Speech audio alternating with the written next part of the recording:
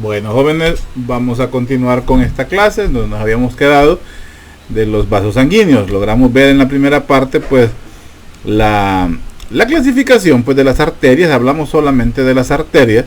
Logramos hablar pues de las arterias, cómo se clasifican en musculares, ¿verdad? Y en elásticas, musculares y las arteriolas. Y comenzábamos a hablar pues de los capilares. Hablamos también de la estructura externa, bueno, de la estructura en sí de la pared de un vaso sanguíneo, donde hablábamos de las paredes como la adventicia, que es la pared pues más externa, la muscular o la capa media, la túnica media y la túnica interna, que es donde encontramos pues el endotelio y a la vez pues tenemos la lámina basal.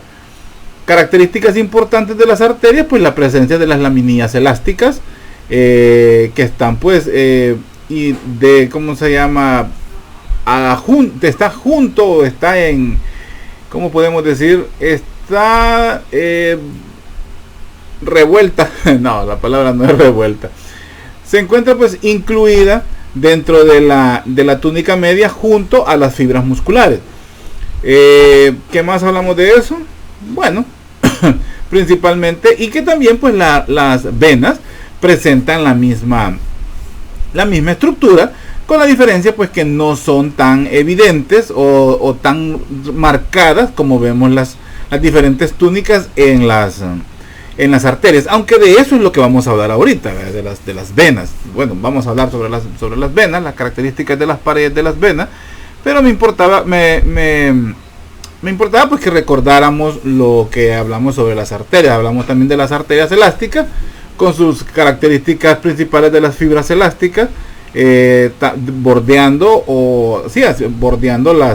la túnica media, y en las musculares pues vamos a ver que la mayor cantidad de fibras son fibras musculares lisas en la túnica media, diferencia pues como veíamos en las elásticas, que encontrábamos las laminillas elásticas. Eso sí, no quiere decir que la túnica media de una arteria muscular no presente laminillas elásticas. ¿Cómo no? Sí las presenta, pero en menor cantidad, siendo mayores las fibras musculares. Y hablamos de las arteriolas, pues que estas características, y que pues comienza a presentar fenestras, ¿verdad? Que creo que les dije que investigaran eso. Lo veíamos en las arteriolas, que eso a medida se van extendiendo, se van haciendo más distales y están llegando ya a metaarteriolas, prácticamente el paso antes de convertirse en un capilar, pues esas características comienzan pues a desaparecer. Entonces pues hablemos ahora, algo sí muy importante es que esas características que hablamos de las paredes vasculares son características histológicas. Realmente no es, ¿cómo podríamos decir? No es... esa es una parte que lo veremos en Anatomía 2, cuando veamos la histología. Ya les decía yo que en este ciclo, en este año, vamos a ver más que todo embriología, tanto del cuerpo humano como de algunos sistemas. De eso es que vamos a hablar pues en Anatomía 1. Hago un paréntesis para explicarles una situación que he visto a bien poner en práctica en este ciclo, y es, por ejemplo, este primer parcial que ya tiene fecha. Este primer parcial de anatomía solo se evaluará macroanatomía. Por eso me he quedado un poco sin dar las clases de embriología, porque realmente quiero que salgan bien en este primer parcial, para que, como digamos, el primer golpe, como el que pega primero pega dos veces, que tengan una excelente nota en este primer parcial. Entonces solo voy a evaluar macroanatomía. Creo que las clases que podemos evaluar son esqueleto axil, muscular, articulaciones, vasos sanguíneos, sistema nervioso. Creo que también lograremos ver radiología del tórax más que todo. Entonces vamos a ver eso. Luego en el cómputo 2 lo vamos a dedicar completamente a embriología, porque es algo aparte, por decir así. Vamos a hablar sobre embriología, y en el cómputo 3 vamos a terminar las clases de macroanatomía, columna vertebral, tórax, pelvis, y vamos a hacer un bloque o un apartado de exposiciones, donde ustedes van a exponer los temas del sistema de los miembros, donde vamos a dar pues brazo, antebrazo, mano, muslo, pierna, pie, y también ahí vamos a incluir el sistema inmunológico. Entonces esos van a ser temas de exposición para ustedes, y vamos a dividir la nota pues tanto del parcial teórico como vamos a dividir la nota del parcial teórico en el parcial en sí y las exposiciones, y con eso pues aseguraríamos tener una nota pues muy buena, bueno, dependiendo el ánimo y el empeño que ustedes le pongan a la exposición de los temas, ¿verdad? Así es que pero en el camino vamos a ir hablando de eso, así que sigamos con esta clase de vasos sanguíneos. Permítanme.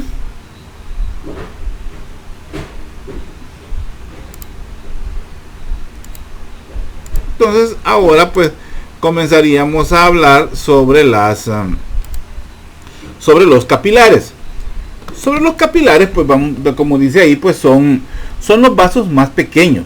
Como dice, tiene un diámetro entre 5 y 10 micrómetros, o sea, es pequeñísimo, son estructuras microscópicas.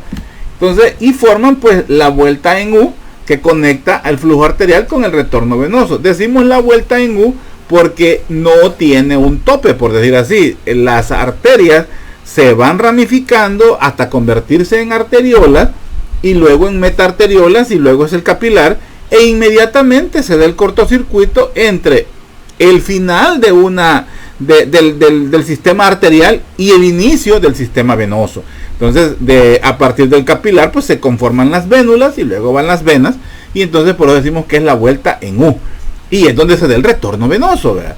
Conforman una extensa red que hace contacto con todas las células del cuerpo. Eso ya lo había avanzado. Todo el flujo de sangre que se da en los capilares, a esto es a lo que se le conoce como la microcirculación. Hoy por hoy se ha determinado que el daño estructural, funcional y letal prácticamente, por ejemplo en los casos de la diabetes, de los pacientes diabéticos, es el daño a este nivel, al daño a la microcirculación. Cuando nosotros ya vemos en los pacientes lesiones como adormecimiento, síntomas como adormecimiento de los miembros, adormecimiento es un término popular. Hablamos de paresia y parestesia, ¿verdad? Son síntomas donde el paciente pues siente dormido el pie o siente hormigueo. Eso se le llama paresia o parestesia. Entonces son síntomas que el paciente va presentando, cambios de coloración, pueden comenzar a aparecer petequias, o sea, son como pecas en los miembros inferiores. Todo eso es una señal de daño a la microcirculación. Y los pacientes que más sufren de esto pues son los pacientes diabéticos. Entonces, por eso es importante conocer a qué nos referimos cuando decimos microcirculación. La función principal pues de los capilares es el intercambio de sustancias y de gases que se da pues a nivel del espacio intersticial. Estamos hablando de la comunicación entre las células, espacios celulares específicamente. Allí es donde se da el intercambio entre la sangre y los espacios celulares, donde el CO2 que viene del metabolismo, de la respiración celular a nivel de todo el cuerpo, sale de las células, y en este caso pues a nivel pulmonar, por ejemplo, sería de los glóbulos rojos, y pasa hacia el sistema capilar, y de los capilares pues se libera el oxígeno y también pues los nutrientes necesarios para el funcionamiento de esa célula en especial. Por ejemplo, por poner un ejemplo, el cerebro es un órgano que su consumo exclusivo de nutrientes es oxígeno y glucosa. Esos son los combustibles que necesita el cerebro para funcionar. Entonces, a nivel de los capilares cerebrales, pues se da el intercambio de CO2, de los productos propios del metabolismo, de desechos que se dan a nivel de las células cerebrales, y estas pues toman del sistema sanguíneo, del sistema arterial, toman el oxígeno y toman la glucosa para que el cerebro pues, para que todo el parénquima cerebral pues funcione. Los capilares pues se encuentran en todos los tejidos que requieren un intercambio metabólico. ¿Qué tejidos? Músculos, hígado, riñones, sistema nervioso. Son ¿cómo se llama? Tejidos pues que necesitan oxígeno y nutrientes. Un ejemplo de estructura o sistema que no tiene una red de capilares, ¿cuál sería? A ver. El intercambio pues de sustancias se produce solamente a través de las paredes de los capilares y al comienzo de las vénulas. A través de la pared de los capilares y al comienzo de las vénulas. Ahí es donde se da el intercambio. Para tener una idea de la ¿cómo se llama? Del tamaño pues de un capilar, esto amarillo que vemos acá, esto que bordea, perdón, estoy sin puntero. Esto que bordea, esto amarillo, esta es la pared del capilar. Este es un corte. Aquí estamos ante células. Son cortes histológicos, son microfotografías. Estos son células que vemos acá. No les puedo decir qué tipo de tejido es, pero sí les puedo decir que esta es la pared del capilar. Y esto que estamos viendo aquí son glóbulos rojos. Estos son glóbulos rojos. Entonces, es para que tengamos una idea qué tan minúsculo es un capilar. Entonces,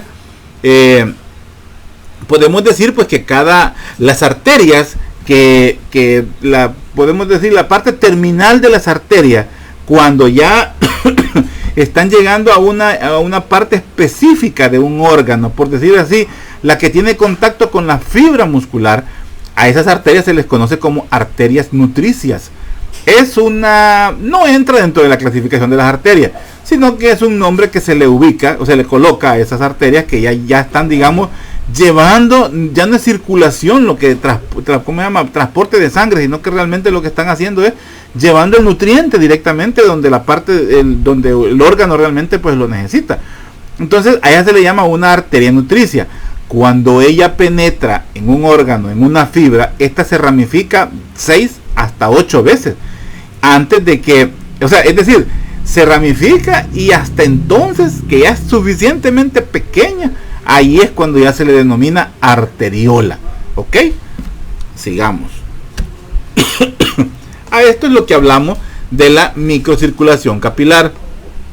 Esto es el riego sanguíneo, o sea, sangre arterial. Esto ya es sangre venosa, por decir así. Aquí estamos, esto es por un ejemplo, solo para tener una idea. Esto es donde se da el intercambio, la pared del capilar. Ya dijimos, el intercambio se da a través de la pared del capilar y al inicio de las vénulas, ¿verdad? Entonces, en esa zona es donde se da el intercambio, que por presión hidrostática, las estructuras internas, lo que viene dentro de la sangre, oxígeno, nutrientes, por la presión hidrostática se liberan a este nivel. A otro nivel no hay. Ya vamos a ver por qué es que a nivel de los capilares puede haber intercambio. No es un agujereado, por decir así, antojadizo el que tiene. No. Según el tejido, así también son las fenestras que presentan los capilares. O sea, las perforaciones que presentan los capilares. Entonces, por presión hidrostática, o sea, por la misma presión de la sangre, por la misma fuerza que la sangre tiene, al llegar a esta zona, los nutrientes, el oxígeno, y los nutrientes en sí, llámese glucosa, llámese ATP, bueno, lo que necesite el cuerpo, pues es liberado hacia el espacio intersticial. Y de este mismo espacio intersticial, donde encontramos el líquido intersticial, es donde se da el paso desde ahí hacia adentro del vaso sanguíneo por la presión osmótica, o sea, por la presión de los solutos que tenemos afuera en el espacio intersticial. Estos penetran hacia el sistema, hacia los capilares, hacia la microcirculación capilar. Entonces, así es como se da pues el intercambio de ¿cómo se llama? El intercambio de sustancias, ¿verdad? Entonces, todo esto es oxigenado, rico en nutrientes, y luego se va libre de nutrientes, sin oxígeno, cargado de CO2 y cargado de metabolitos radicales libres, los cuales van a ser eliminados. El CO2, pues ya sabemos, a nivel pulmonar. Los radicales libres, los productos del metabolismo, se van a liberar pues en el riñón, se van a liberar en el hígado, o van a ser atacados a nivel del vaso, que es parte del sistema inmunológico. Pero bueno, eso es material aparte, que lo veremos después. Veamos cuáles son los diferentes tipos de capilares y la ubicación pues a nivel del cuerpo humano. tenemos capilares de tipo continuo, fenestrados y sinusoides. Los continuos, pues, se les llama continuos porque lo que presentan son hendiduras intercelulares. Estas son células que conforman la pared del capilar. Entonces, entre las células, o la unión que existe entre las células, es gracias a unas hendiduras. Entonces, a este tipo de capilares se les conoce como capilares de tipo continuo. ¿Dónde los encontramos? Sistema nervioso central, pulmones, piel, músculo liso, esquelético, y también pues en el tejido conectivo. Ahí encontramos el tipo de capilar continuo. Veamos los capilares fenestrados. Los capilares fenestrados se llaman así porque a nivel celular lo que encontramos son poros, que es lo que se conoce como fenestras.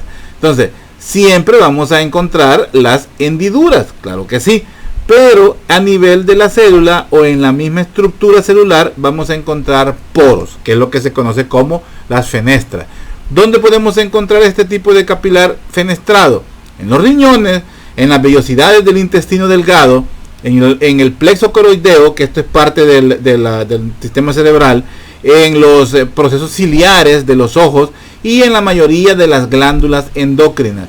Entonces, este tipo de capilar fenestrado lo encontramos en órganos que tienen funciones de filtración, funciones de homeostáticas. Ahí es donde encontramos los capilares fenestrados. Y los capilares sinusoides, como los vemos acá, vamos a encontrar que hay ¿cómo se llaman? Las aberturas o los poros, pues son mucho más grandes que las fenestras que encontramos en los capilares fenestrados, y esa abertura pues son las sinusoides, algunas son prolongaciones de la hendidura intercelular y otras pues son propias de cada una de la pared de la célula. Entonces vamos a encontrar las aberturas que se conocen como sinusoides y por eso son capilares sinusoides. ¿Dónde lo encontramos? En el vaso, en la adenohipófisis, esto es a nivel cerebral, las glándulas suprarrenales, las paratiroideas, el hígado, el vaso, la médula ósea, o sea, estructuras que tienen que ver con el sistema inmunológico. Ahí encontramos los tipos de capilares sinusoides. Quiere decir que por ahí puede haber el paso de hasta células propias a través de esas estructuras. Ahí donde se da el intercambio de proteínas como por ejemplo las propias hormonas. Pueden ser estructuras que pasan a través pues de esos poros. Sigamos. No me funcionó. Ok, sí. Una forma en que el sistema arterial, se asegura la llegada de sangre hacia todos los tejidos es gracias a las anastomosis. Las anastomosis pues no es más que uniones, pero veamos lo que dice aquí. La mayoría de los tejidos del cuerpo reciben sangre de más de una arteria. La unión de las ramas de dos, ojo con esto, estas son uniones de ramas. La misma, similar se puede ver la unión de ramas, pero estas a nivel venoso, estas no van a ser ramas. A nivel de venas son tributarias que se van uniendo para conformar las venas.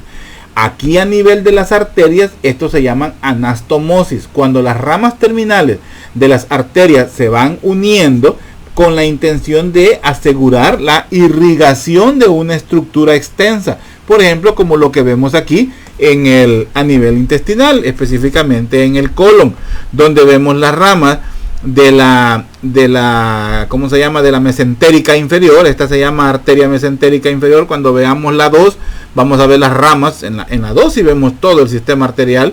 Vamos a ver las ramas, por ejemplo, de la aorta abdominal. Esta es la aorta abdominal, la principal rama, pues bueno, no, las más grandes, no tampoco las más grandes, mejor dicho, las ramas anteriores, porque así son.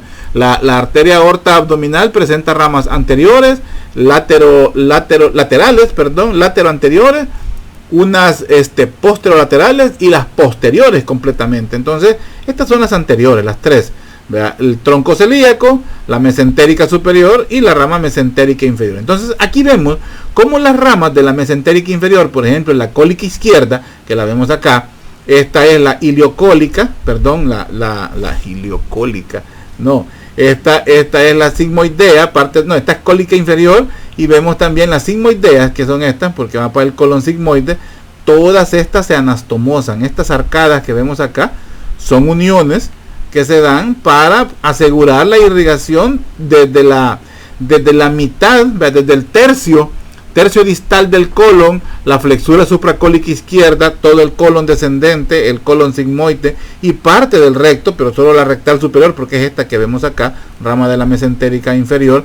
Todas estas de una u otra forma se anastomosan y con eso aseguran la irrigación de toda la estructura, para este caso el colon izquierdo principalmente.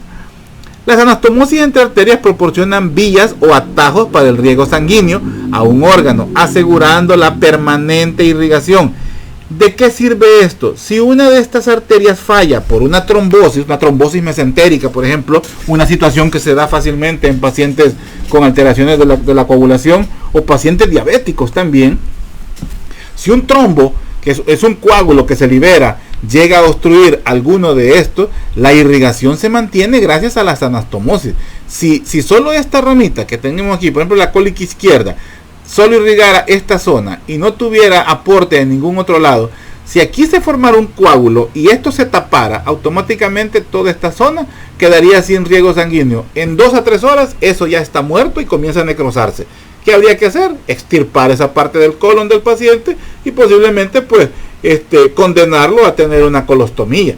Vea, una colostomía pues es una abertura a nivel de la pared abdominal por donde se evoca, se saca, es una fístula, se saca esta parte del colon para que el paciente pues por esa zona tenga que defecar. O sea, situación bien difícil, ¿verdad? Pero gracias a la anastomosis, esta arteria se puede trombosar, se puede tapar, pero el riego sanguíneo va a estar asegurado gracias, por ejemplo, a la cólica inferior, gracias a la ¿cómo se llama? A la arteria cólica, a las sigmoides, ¿verdad? Entonces, eso pues nos da la irrigación de esta zona del colon, asegurando pues, ¿verdad? Las arterias que no se anastomosan son las terminales, o sea, ya la parte terminal. La obstrucción de una arteria terminal interrumpe la irrigación de todo un segmento de un órgano y provoca necrosis. La ruta alternativa de flujo sanguíneo hacia una parte del cuerpo a través de una anastomosis se conoce como circulación colateral. Esto hasta a mí se me había olvidado. Circulación colateral. Así se llama a la irrigación gracias a una anastomosis. Circulación colateral. Lo que les explicaba era si aquí se tapaba, pero si en estas que son las ramas terminales, porque así se llaman, las ramas terminales que se liberan desde una anastomosis, si ahí se tapa, pues claro, va a ser una necrosis de esta zona específicamente. Diferente que si se necrosara desde aquí, el espacio sería pues bastante amplio, que sería el necrosado. Hablemos de las vénulas. Ahora bien, las vénulas. A la inversa, pues las vénulas y las venas tienen paredes delgadas. O sea, ya pasamos ya hablamos de las arterias y ahora vamos hablando pues sobre las vénulas. Decimos que estas pues sus paredes, estamos comparando, las tienen, son delgadas y debido a eso es difícil que mantengan su forma. ¿Qué quiero decir con eso? Para tener una idea, una vénula es comparada pues con y también la vena, con las pajillas, por ejemplo, los popotes, las pajillas. Hay algunas pajillas que son demasiado aguadas, por decir así, y se pegan, o sea, se colapsan. Eso se llama colapsar. Se pegan las paredes entre ellas y cuando uno quiere sorber algo, ¿verdad? No se puede porque están pegadas, son defectuosas. Normalmente las pajillas pues son de pared rígida y la luz pues se mantiene siempre visible. Pero hay algunas que no. Entonces así pasa con las vénulas y las venas también. Las paredes, si no tienen un contenido, si no tienen sangre circulando por el interior, ellas se colapsan, o sea, las paredes se pegan entre sí. Las arterias no. ¿Por qué? La estructura de la pared de la arteria pues es más grande. Tiene músculo, tiene una adventicia grande, tiene un endotelio, tiene una lámina basal que es parte de la túnica interna. Y la misma presencia de las láminas elásticas bordeando la lámina elástica interna y externa, bordeando la túnica media, o sea, donde tenemos el músculo, el músculo liso, eso le provee a la pared de la arteria rigidez. La vena, en lo contrario, pues es diferente. La estructura, la distribución es mucho menor de estas mismas estructuras. Las láminas elásticas pues son casi inexistentes, entonces eso le provoca una flacidez a la pared y eso puede hacerla que colapse, o sea que se pegue una con otra. Entonces, volviendo, las vénulas pues drenan la sangre de los capilares, es decir, nacen en los capilares y comienzan el retorno de la sangre hacia el corazón. Entonces, veníamos hablando de la arteriola, pasamos a la metaarteriola, que no hemos tocado ese nombre y no lo vamos a usar, solo lo digo porque es importante que lo sepan, pero no va a ser una pregunta de examen una metaarteriola. Vamos a terminar arteriola y luego capilar. Esto ya sirve para anatomía 2. Entonces, luego pues tenemos el capilar y en el capilar pues nace la vénula. Y la vénula pues da origen pues a las venas, ¿verdad? Entonces, ¿cómo se llama? Bueno, sigamos. Entonces, decimos pues que funcionan como importantes sitios de intercambio de nutrientes. Hablamos que el intercambio de nutrientes se da a nivel de la pared del capilar y de las vénulas. Las arteriolas no tienen nada que ver con el intercambio. El intercambio se registra en el capilar y en la vénula. Ahí en el inicio de la vénula, ahí es donde se da el intercambio. El intercambio de nutrientes, detritos son tóxicos y la migración de leucocitos. Por ello, pues forman parte de la unidad de intercambio microcirculatorio junto con los capilares. ¿Quiénes conforman la unidad de intercambio microcirculatorio? Ya lo sabemos. Las paredes delgadas de las vénulas postcapilares, o sea, después del capilar, a esto estamos hablando, y las vénulas musculares son los elementos más distensibles del sistema vascular. Ojo con eso. Esto les permite expandirse y actúan como excelentes reservorios para la acumulación de grandes volúmenes de sangre. Podríamos pensar que las arterias, por ser las que llevan la sangre, son las que donde está acumulado la gran cantidad del volumen sanguíneo, pero no es así. El volumen sanguíneo, la mayor cantidad, está ubicado en las vénulas musculares, las mismas vénulas postcapilares. Esas, o sea, la que viene después del capilar, la primera que se conforma son las vénulas musculares. Así como hablamos de las arterias, ¿verdad? Estamos hablando de las vénulas musculares. Ahí es donde está la mayor cantidad, o es donde está guardado la mayor cantidad de flujo sanguíneo, de volumen sanguíneo, perdón. Entonces ahí es donde encontramos el volumen sanguíneo, la mayor cantidad del volumen sanguíneo. Sigamos. Y son las más distensibles, por eso es, o sea, son las que más se estiran, son las que más se dilatan. Por eso es que tienen la capacidad de guardar, de resguardar, de acumular el volumen sanguíneo. Las venas. A medida las venas van aumentando de tamaño, o sea, porque se van haciendo más gruesas y se le van aunando, se van uniendo pues a otras con lo que se llaman pues tributarias, aumentando de tamaño, los cambios estructurales no son tan visibles o distinguibles. O sea, es evidente el cambio de una arteria elástica a una arteria muscular, a una arteriola, a una metaarteriola y luego pues al capilar. Podemos ver cambios. En las venas es diferente. No vamos a encontrar cambios tan evidentes, ¿verdad?, en su estructura. Pero sí existen algunos que son más característicos ya de las venas pues más grandes. Las venas tienen paredes más delgadas en relación a su grosor. Esa es una característica. ¿Qué queremos decir con eso? Una vena cava, comparar la pared de una vena cava, que son las venas que ya transportan la sangre, es el último puente que existe entre el sistema venoso, digamos, y el corazón, la vena cava, tanto superior como inferior. Si comparamos la pared de una vena cava inferior con una vena ilíaca, que es la que la unión de las ilíacas a nivel de la pelvis, son las que se unen y conforman la vena cava. La pared de una vena ilíaca con la pared de una vena cava prácticamente son idénticas, no cambia. Pero si comparamos el grosor de una vena ilíaca derecha o izquierda con la vena cava inferior, por ejemplo, que es la unión de ambas venas ilíacas, el grosor es evidente que eso es mucho más grande, es mucho más grueso el grosor de la vena cava subinferior, pero las paredes se mantienen iguales prácticamente. Al igual que las arterias, pues tienen 3 capas, pero el grueso de estas capas es menor que en las arterias. Ya medio hablé de eso antes.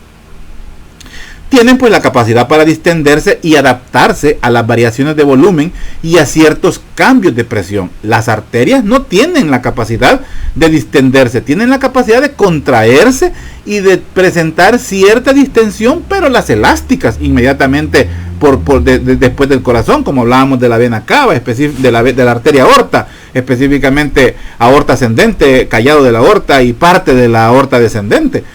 Pero las venas sí tienen esa capacidad de distensión y de adaptarse a las variaciones de volumen. El capilar de la luz de una vena es mayor que el de una arteria. Eso es otra característica.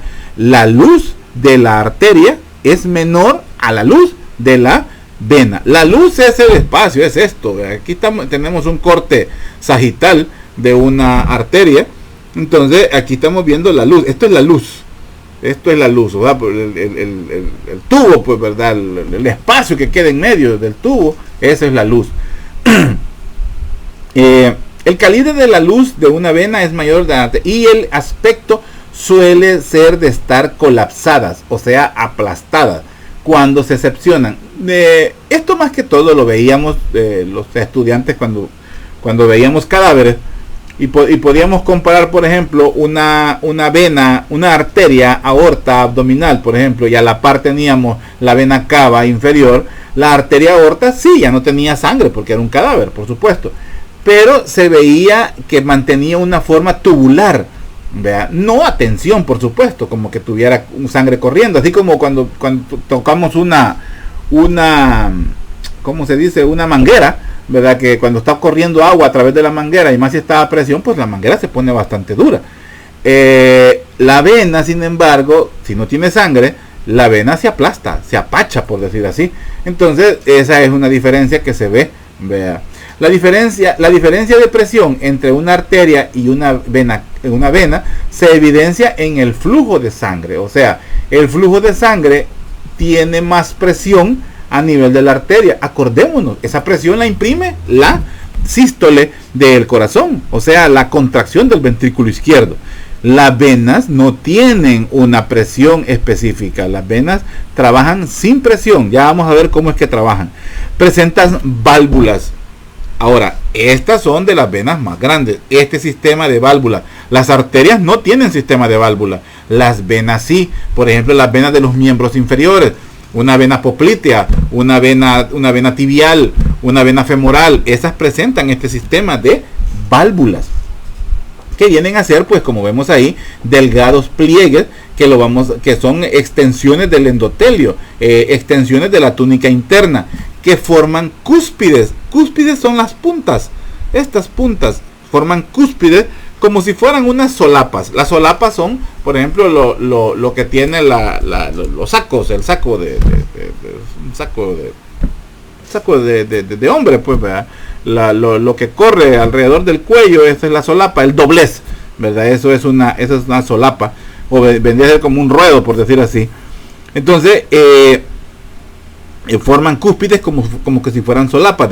La presión sanguínea baja en las venas hace que la sangre que está regresando al corazón, o sea, pongamos el ejemplo de las venas de los miembros inferiores, están tratando de llevar la sangre de regreso hacia el corazón, pero no hay una fuerza que las impulse, una fuerza así como impulsaba la presión arterial, la presión del corazón, la velocidad, la fuerza que le imprimía el ventrículo izquierdo a la sangre cuando la eyectaba desde el corazón.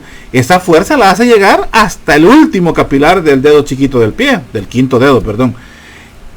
Ahora, el regreso desde el capilar hacia arriba, o sea, ahí ya no hay una presión que la impulse.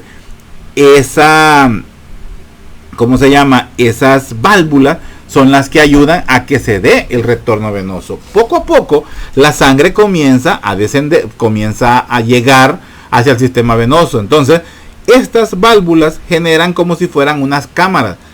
Cuando está llena esta cámara, automáticamente se abren las solapas, se abren las cúspides de las válvulas y la sangre que estaba aquí pasa al siguiente compartimiento. Cuando ya está lleno este compartimiento, automáticamente se cierra, ¿verdad? Y se comienza a llenar el otro, y así es como la sangre comienza a subir, por decir así. Poco a poco, pues, estas válvulas le van a ayudar, pues, al retorno venoso, impidiendo que la sangre se regrese. El problema es que en los pacientes de edad avanzada, pacientes con problemas de arteriosclerosis, pacientes con acúmulos de grasa en la sangre, pacientes sedentarios, pacientes con vasculopatías, ¿qué más? Pacientes con problemas de insuficiencias cardíacas. Estos pacientes, el sistema venoso comienza a fallar. Y cuando comienza a fallar el sistema venoso, el sistema de válvulas, perdón, la sangre comienza a regurgitarse, o sea, a pasar de aquí para acá, y entonces nunca sube, o le cuesta subir. Sube por rebalse, por decir así. Y esto es lo que, estas fallas de las válvulas, es lo que se traduce en las varices, que vemos pues en las piernas, tanto de mujeres, principalmente o mayormente, pero también es una situación que se puede ver en los hombres. Aquí vemos las válvulas, esto es lo que estamos viendo, son como vemos, esto es el endotelio. La válvula es una proyección del endotelio, como lo vemos acá, es proyección del endotelio y también tejido conjuntivo. Entonces estos se unen y cuando ya está llena esta cámara, estas se unen, se cierran, comienza a llenarse otra vez y así la sangre comienza pues a ascender, pues poco a poco va subiendo, como decimos. Bueno, sigamos. Hablemos un poco sobre los patrones venosos. El trayecto, permítanme aquí, estoy mal. Ok. El trayecto de una arteria, pues, o sea, por donde se distribuye una arteria, siempre va acompañado de un par de venas. Lo que hace, pues, que sean más numerosos. Es decir, el patrón venoso, con comparación al patrón arterial, a la distribución de las arterias en un miembro, en una zona, se ve siempre duplicado o hasta triplicado en algunas ocasiones, porque también se hacen pues anastomosis, se conectan entre sí estos patrones y estas se le llaman venas anastomóticas. Ojo con eso, no son, ¿cómo se llama? No son parte de las tributarias, estas son estructuras externas, estructuras accesorias que comunican al sistema o al patrón venoso que va recorriendo una zona en especial. Entonces a esas se le llaman como venas anastomóticas, que cruzan la arteria a manera de escalera. Es esto que vemos acá. Por ejemplo, en esta zona vamos a encontrar que todas estas tienen sus nombres. Cuando hablemos de los miembros vamos a ver cada una de ellas.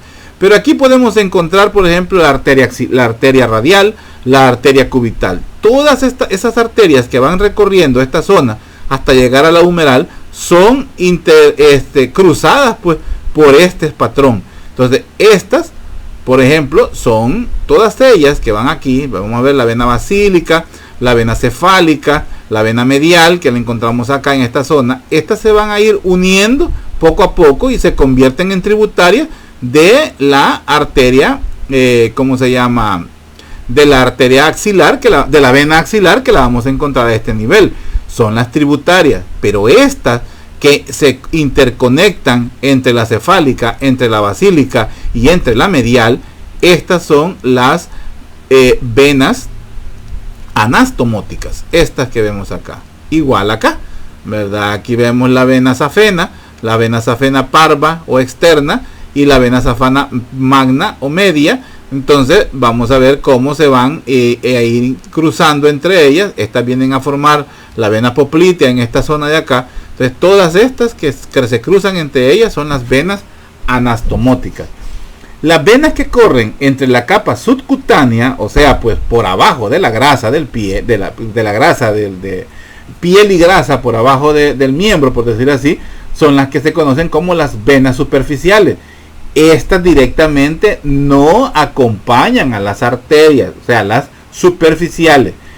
Y estas realizan conexiones anastomóticas con venas profundas que se encuentran entre los músculos esqueléticos.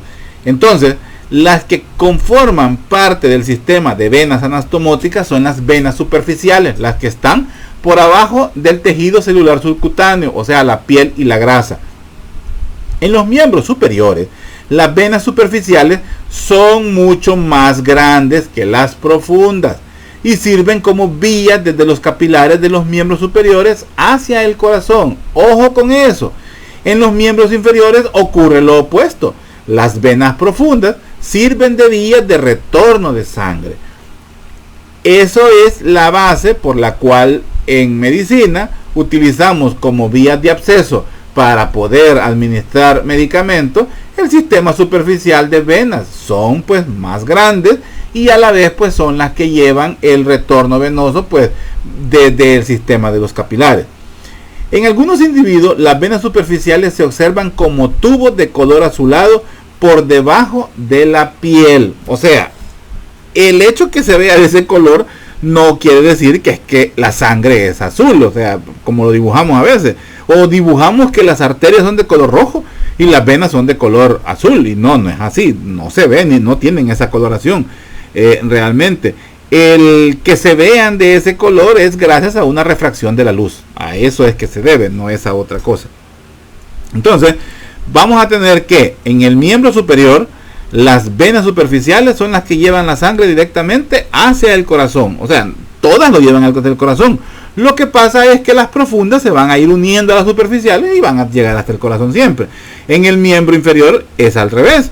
Las venas profundas son las que llegan directamente al corazón. Cuando digo llevan directamente al corazón es que me refiero a que se van a unir, van a ir formando poco a poco hasta llegar a la vena cava. Y las superficiales pues solo se van a ir conectando a las profundas para tener acceso y llevar su sangre pues hasta el corazón. Espero que eso no quede confuso. Aquí vemos este es un cuadro donde vemos las características diferenciales de los vasos sanguíneos. Ahí vemos la arteria elástica, vemos el tamaño, cómo está la túnica, túnica media, túnica externa y la función. Arterias elásticas, musculares, arteriolas y los capilares. Eso estudienlo, preguntas de corto y de examen. Luego vemos vasos sanguíneos, las vénulas postcapilares, las vénulas musculares y las venas, ¿verdad? Vemos que hay dos tipos de vénulas, postcapilares y las musculares. Entonces vamos a ver tamaño, cómo está su túnica, túnica media. Por ejemplo, miren las vénulas postcapilares, no hay túnica media. Túnica externa es muy escasa, o sea, la adventicia. ¿Cuál es la función? Aquí están las funciones. Este es su cuadro resumen. Este es un cuadrito que yo lo encontré ahí como misceláneo y me acordaba que era era un acetato que nos presentaban a nosotros cuando yo era estudiante. Hay algunas cosas pues todavía que son funcionales. Llevan sangre del corazón a los tejidos, las arterias, nacen en los ventrículos y terminan en los capilares. La sangre que corre por ellas es oxigenada. Sus paredes son más anchas y elásticas, son más profundas. Su recorrido es más rápido y se dirigen por impulsos de la sístole y la diástole. Como excepción, la arteria pulmonar lleva sangre cargada de CO2. Esa es una excepción de la arteria, la única que lleva CO2. Las venas devuelven la sangre de los órganos al corazón. Nacen en los capilares y terminan en las aurículas. Su sangre es contaminada con CO2 y desechos celulares. Ese es un término que no usamos ya, de contaminación. Sus paredes pues son más delgadas y tienen válvulas esfinterianas. Son las válvulas que vimos, pero no todas las venas. Ojo con eso. Son más superficiales. Su recorrido es más lento. ¿Por qué? Porque no tiene presión. Y con excepción, las venas pulmonares traen sangre cargada de oxígeno. Eso era la otra característica, otra excepción. La distribución sanguínea.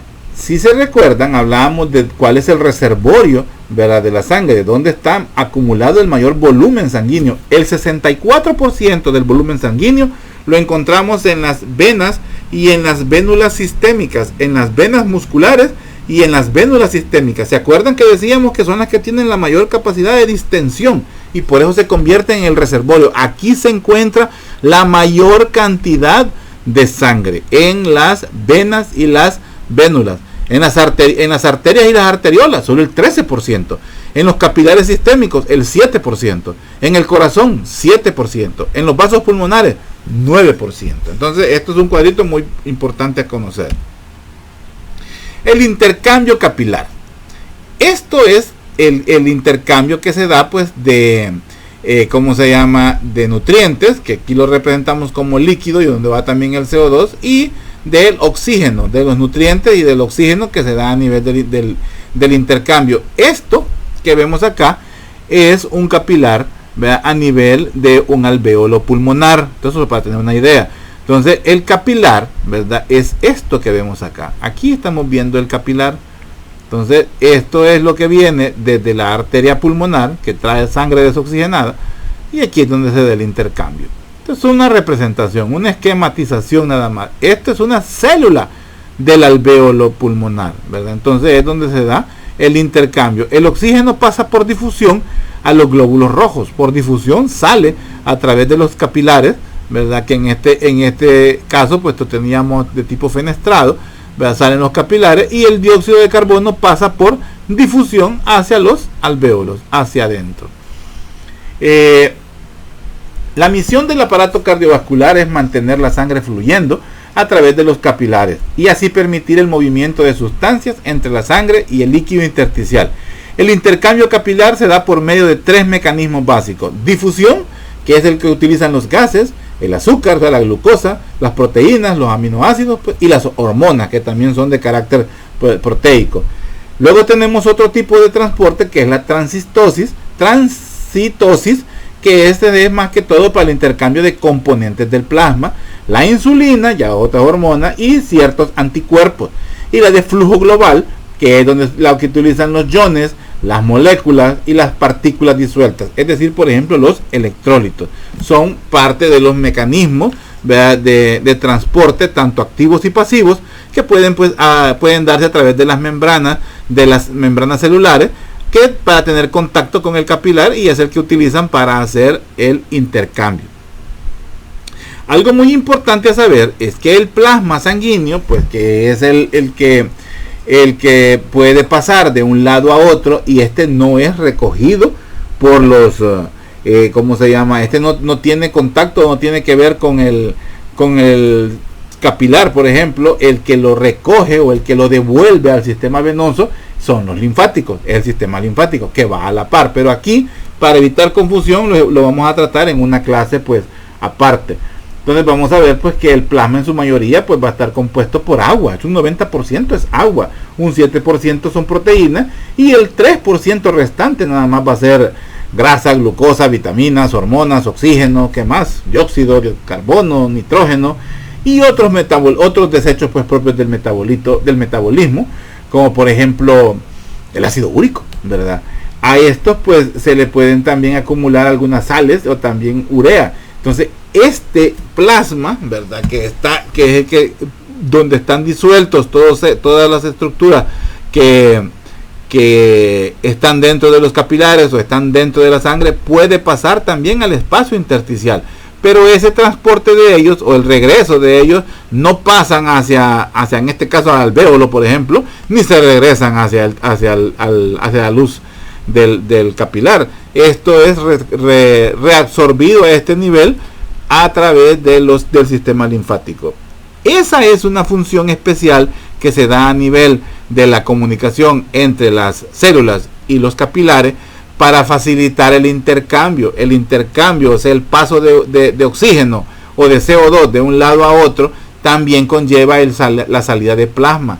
Y ese plasma es lo que conocemos como el líquido intersticial. Y ese es reabsorbido, como les digo, por el sistema de los linfáticos. Aquí vemos los mecanismos de intercambio capilar, como el que veíamos, el de la difusión, ¿verdad? Difusión simple, que esta es una membrana. La difusión simple, que es gracias a, que lo utilizan el oxígeno y el CO2, ¿verdad? Y los diferentes, los transportes activos, por ejemplo, como la transitosis, ¿verdad? Son otros de los que se utilizan para el intercambio de nutrientes o de partículas entre para este caso el capilar y para el otro caso pues la célula.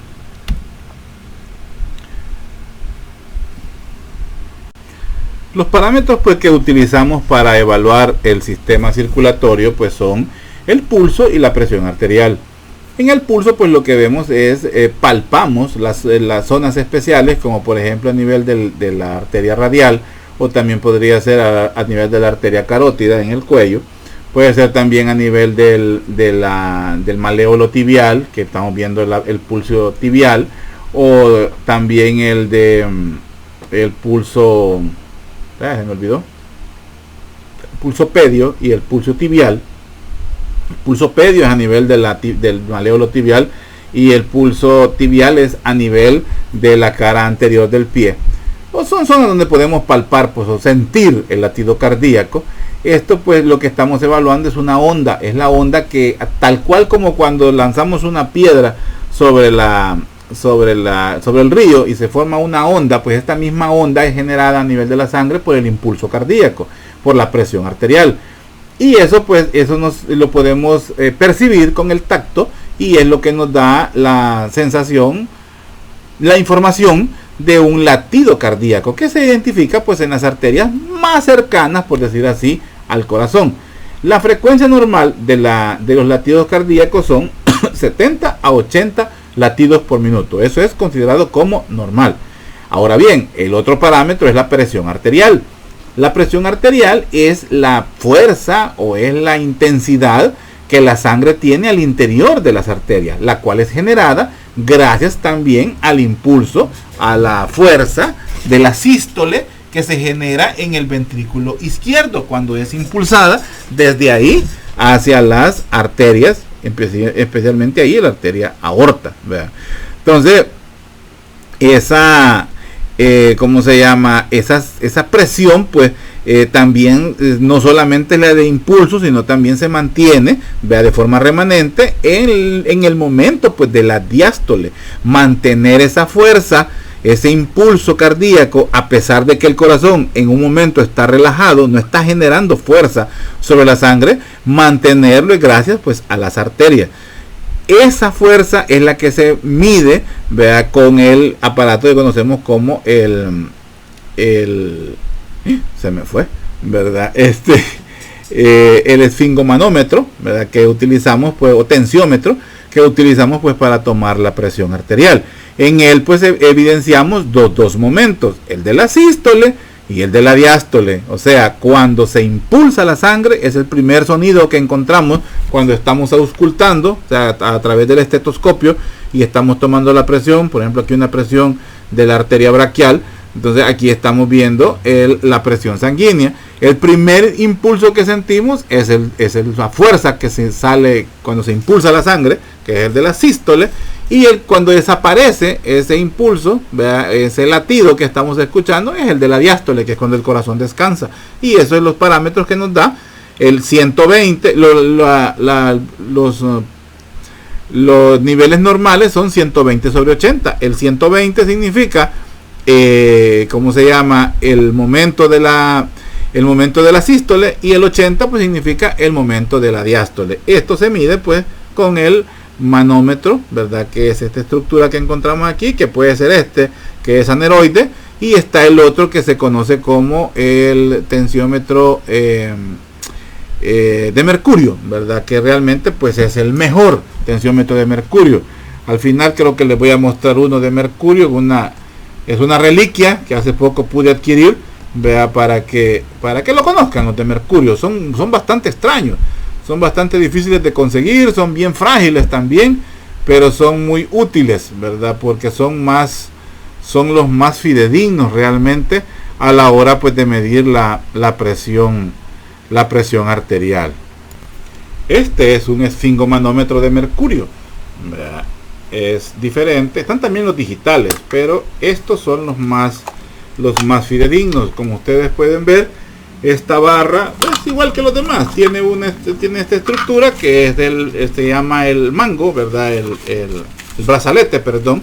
Este es el que se enrolla alrededor del brazo del paciente, supera, que es con el que se impulsa, se da el aire, y esta pues es la barra de mercurio, hay que abrirla, y esta escala que está acá es por donde vamos midiendo pues según la presión arterial del paciente. Entonces estos son los más fidedignos realmente, pero como les digo son aparatos un poco difíciles de conseguir porque ya no son, hoy con los digitales, es más fácil, aunque no es conveniente que uno como médico pues utilice un digital. Lo ideal pues tener es un aneroide, como los que venden en los lugares donde venden equipo médico, o si no pues uno de estos, ¿verdad? Pero como estos son bien frágiles, esto se cae, yo ya es el segundo, el primero pues se dañó, se quebró la escala y el mercurio se botó, trae líquido el mercurio, entonces cuesta un poco, pero bueno, continuemos con la clase. Veíamos esto.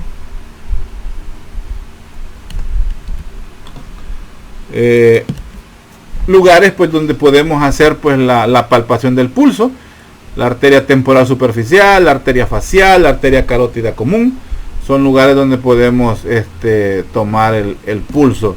Aquí vemos también la arteria femoral, ¿verdad? La arteria femoral son parte, la arteria poplitea en la parte posterior, la arteria radial, que es la que más utilizamos, esta de acá, la arteria radial, la arteria dorsal del pie, que es esta para el pulso tibial, la arteria facial, que es en la cara, la arteria temporal superficial es esta, se utiliza más que todo en niños a veces, y la arteria carótida, pues que ahí siempre vamos a encontrar el pulso. ¿Cómo está la presión arterial? O sea, la fuerza que lleva la sangre dentro de la arteria a nivel arterial. Como podemos ver, desde la arteria aorta, a medida va llegando a los capilares, pues va disminuyendo. Se mantiene constante, tanto en la aorta, que es la de salida, las arterias, digamos, estamos hablando de arterias elásticas, arterias musculares, mantenemos las arteriolas, a medida que llega a los capilares comienza a caer. Y al llegar a las venas cavas, como vemos aquí, es nula la presión. El retorno venoso no tiene fuerza. El retorno venoso es gracias a las válvulas que encontramos dentro del sistema pues venoso, dentro de las venas. Diferentes arterias del sistema arterial, como lo vemos aquí. Estas ya solo son imágenes para tener una idea de cómo es el sistema arterial a nivel pues de la cabeza. Teniendo principal, estas son las ramas del callado de la aorta, las vertebrales, por ejemplo, que son las que irrigan la parte posterior del cráneo, y la arteria aorta, la arteria carótida, tanto externa e interna.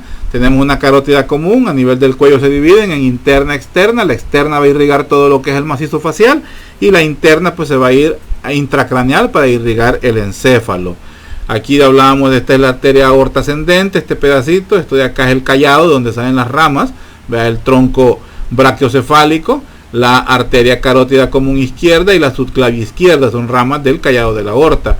Luego tenemos la aorta descendente, y a nivel del tórax es la aorta torácica, y a nivel pues del abdomen es la aorta abdominal. Ya a nivel de la pelvis, inmediatamente por cerca de L4, L5 se da la bifurcación en las arterias pues ilíacas, tanto común derecha e izquierda, y luego pues se subdividen en la interna, la ilíaca interna y la ilíaca externa, que va a ir a irrigar todo el miembro inferior.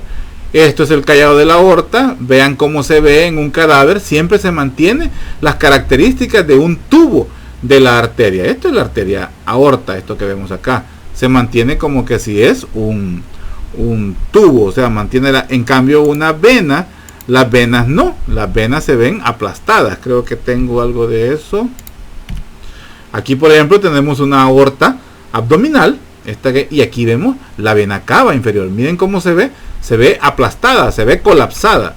Así se ve las venas, si no tienen sangre adentro, se colapsan, se pegan. ¿Por qué? Porque las características de la pared no le permiten tener esta estructura como si fuera un tubo. Lo que hablábamos de las anastomosis, allá vimos las ramas de la mesentérica inferior, aquí vemos las ramas de la mesentérica superior, que estas vienen a irrigar la parte derecha del colon, ¿verdad? Vemos la ileocólica, que la estaba tirando por allá, y es aquí la ileocólica. Son ramas de la mesentérica. Esta es la mesentérica superior, da ramas de ileocólica, las iliales, la cólica izquierda, cólica derecha, ¿verdad? La ileocólica y parte de la que va a irrigar los 2/3 proximales del colon transverso. Aquí vemos la rama de la ilíaca externa, que pasando por el ligamento inguinal deja de ser arteria ilíaca externa y se convierte en arteria femoral. Según la ubicación es que va tomando su nombre. Por ejemplo, aquí todavía hasta este nivel es la arteria ilíaca externa.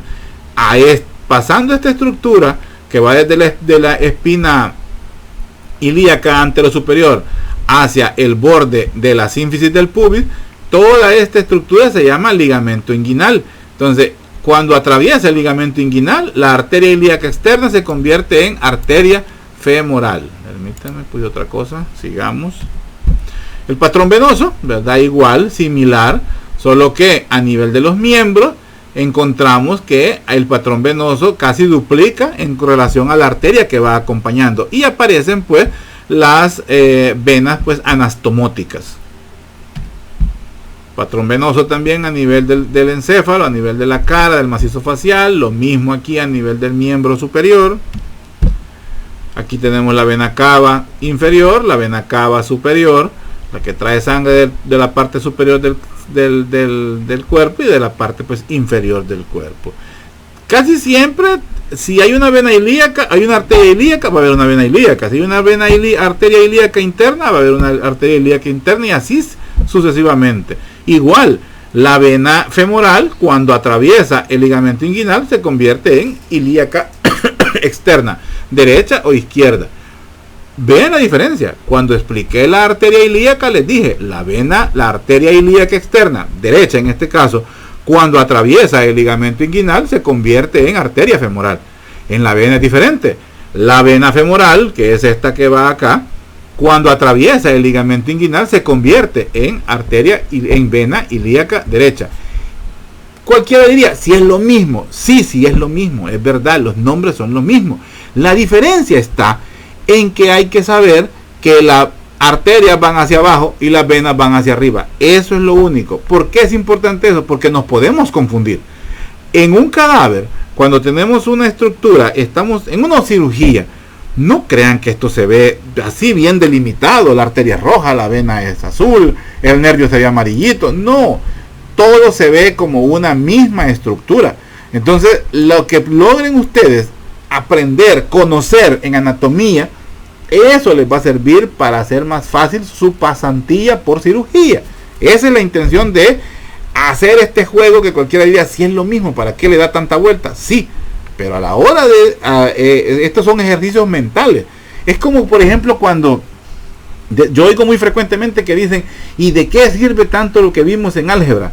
Posiblemente no le va a servir para mucho, pero le sirvió para hacer ejercicio mental, para mejorar la interconexión de las neuronas.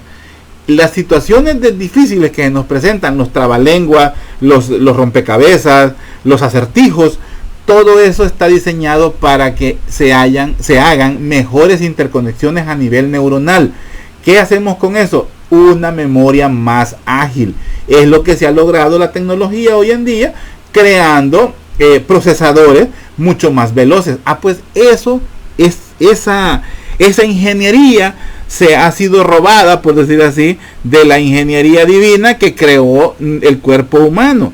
El cerebro, a medida se le van poniendo más situaciones complejas, va desarrollando mayores conexiones, lo que se traduce en velocidad, y eso es lo que estamos viendo ahorita en los procesadores.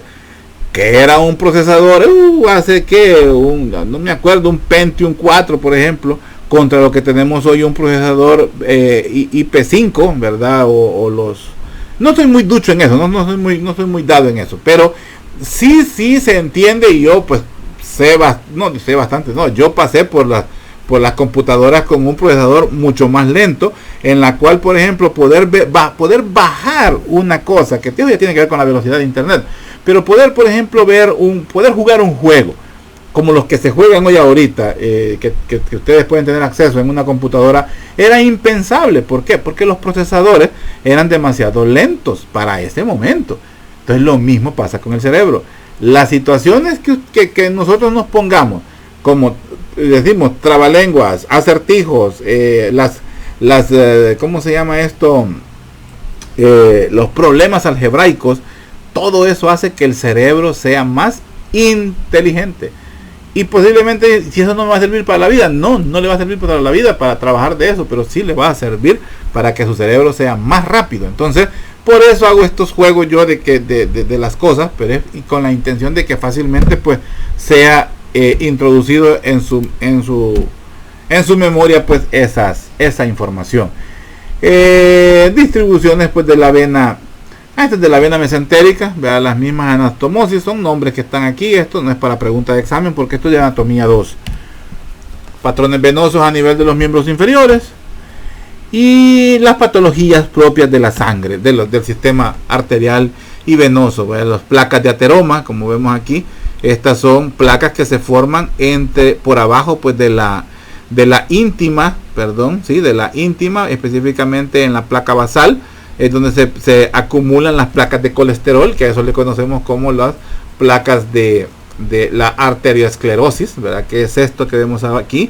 Es un engrosamiento de la arteria y a la vez un endurecimiento de la misma pared.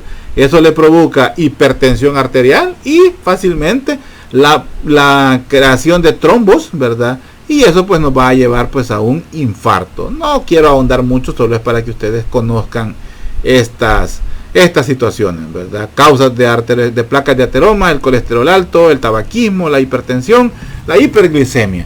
¿Qué es lo que produce? Trombosis, infarto, angina de pecho. Angina de pecho es un dolor en el corazón, que no es un infarto. Podríamos traducirlo como un calambre en el corazón.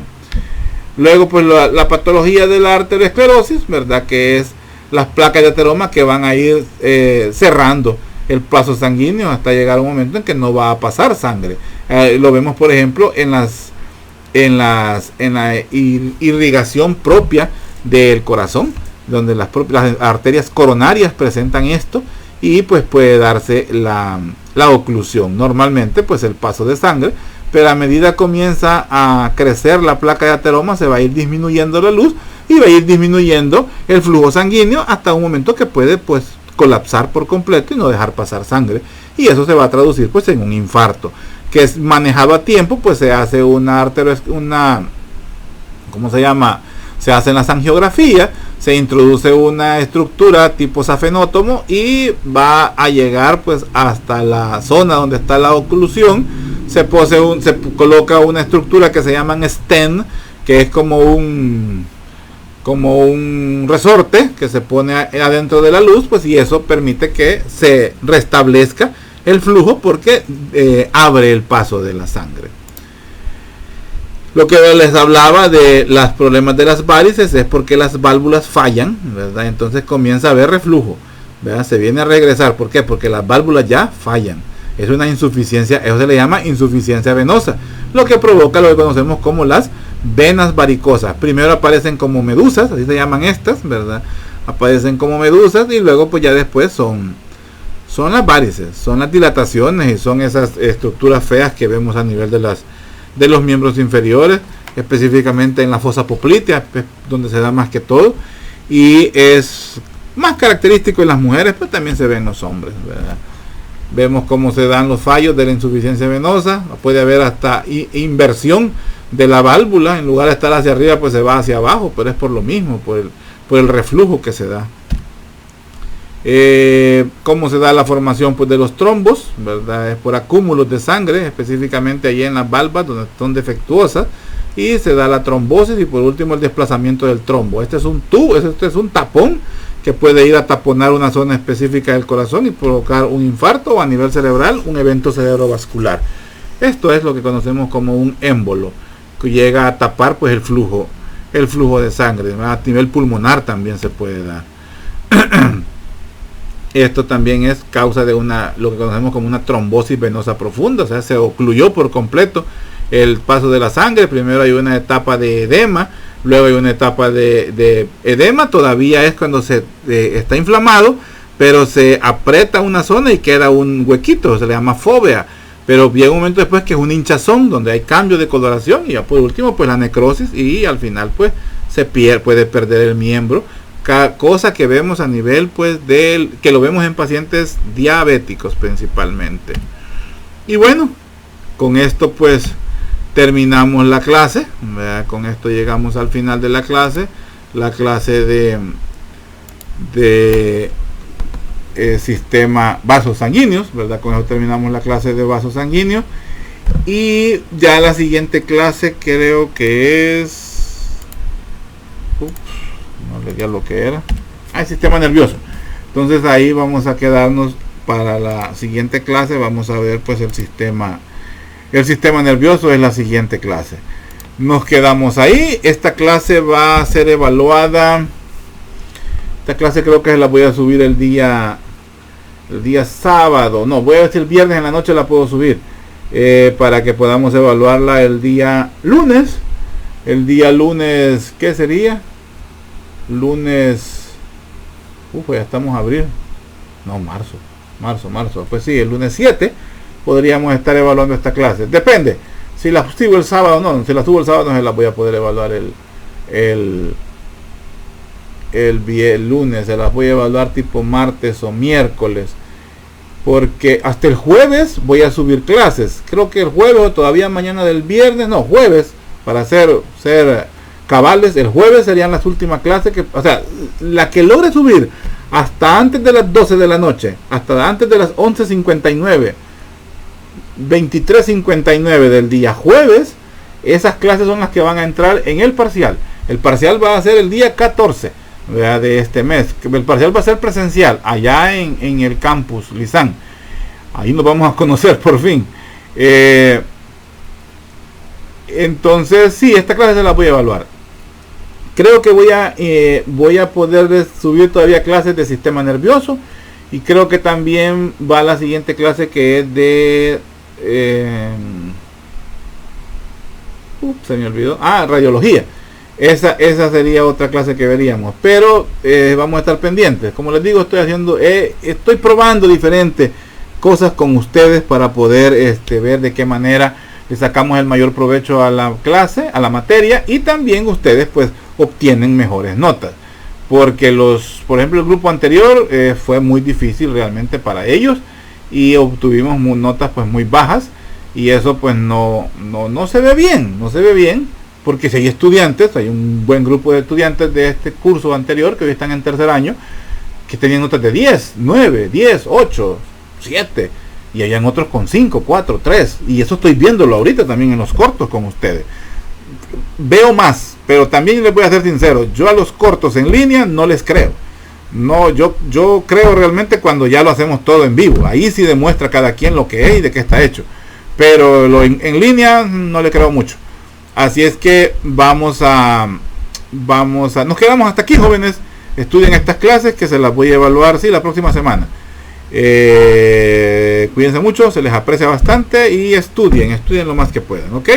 Cuídense, adiós.